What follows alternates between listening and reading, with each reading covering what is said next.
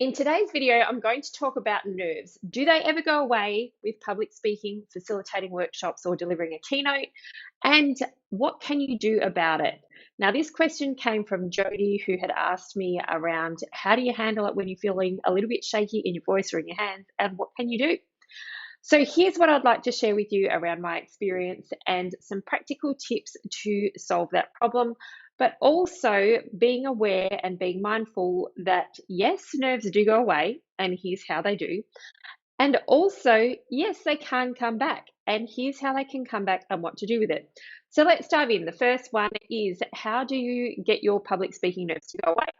Well, in my experience, I found this is to do with familiarity and being consistent with delivering your workshop or your keynote. So you may want to take some time to think about, if you were to step out public speaking from the easiest area to deliver through to one of the most challenging areas that you would deliver. So for me, it may be singing, like in terms of not speaking, but singing on stage in front of 50,000 people. That would be the scariest thing I could do, where I'm using my voice on a stage.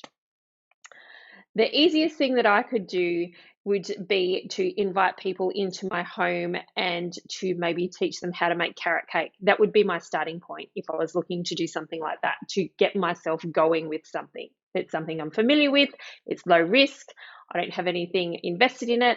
And because I'm in a space that I'm familiar with, it's much easier for me to invite people and welcome them in. Now, that's been my experience with running workshops and running series of workshops, is the more you are in a space, the more comfortable you become. Just like if you have a new home and you invite people to see you. When they first come in, you may feel a bit nervy around whether they're going to like your space, what they think of it, whether they'll say something nice, whether you have in-laws who might go, oh, I don't like those curtains. I think I would get rid of them and put something else in there. So we always have those little voices that pop up. Learning to manage it though, and recognizing that the more that we acknowledge it and we can deal with it, the quieter it becomes. Now, this is with any skill, whether it's public speaking, learning to surf, or, even going and learning how to play guitar. The more we practice, the easier it becomes. So consistency really, really helps. Okay, so that's one. As you welcome your audience, it becomes easier too. So they become familiar with you and you get to know each other because you're building a relationship and you're delivering content that they really want to see. Now, on the flip side, those nerves can come back. And it's because public speaking is a communication muscle. So if you're not using it, it does feel a little bit scary when you get back into there. And sometimes it can be scary if you're going into a new space or you're talking on a new topic, and maybe it's not something that you have done a lot. So you may feel a little bit nervous. But here's what you can do to manage it. One is to practice delivering on topics that you're familiar with in lots of different spaces.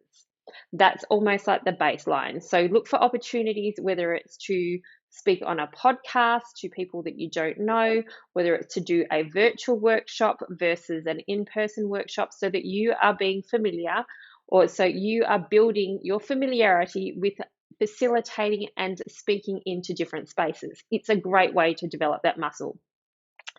And I have a great podcast group, so I'll drop that link below in case you want to practice talking about your skill or your story in a podcast and on a podcast channel. So that's the first one. The second one is to look for opportunities to speak to audiences who can probably benefit from what you have to say. Now, that may be going and doing something within your community, so looking for schools, looking at local government organisations, and seeing if there's any opportunities to go and speak and inspire transformation in people who would love to hear from you and love to hear your story. If you're running these events as free, you can treat it more as though it's a conversation versus a keynote, and really invite questions. It can help you craft your next speech. It can help you build that familiarity with going into different spaces, and trust in the fact that the more you get good at different, the easier and the better it will be for you to speak publicly. Now, the third one is, you might want to think about topics. What's a really easy topic for you to do? What's a challenging topic where you know that the nerves might come up?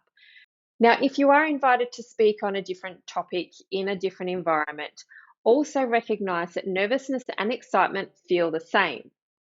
So you can use some of those strategies in terms of going in and welcoming people and speaking to people and finding those friendly faces in the audience. You can own the fact that this is new for you and just lean into it. So breathe and embrace. And remember that, like any skill, it will get easier the more that you do. Which brings me to my last area for you to think about in terms of how you can get better at public speaking. So remember, with public speaking, it's about familiarity and consistency and really owning the topic and the content that is easy for you to talk on as your starting point. So I can learn more about you and the changes that you're wanting to create in the world. Be sure to drop the topic that you would love to speak on or that you'd love to facilitate a workshop on in the comments below so that we can support each other and cheer each other on.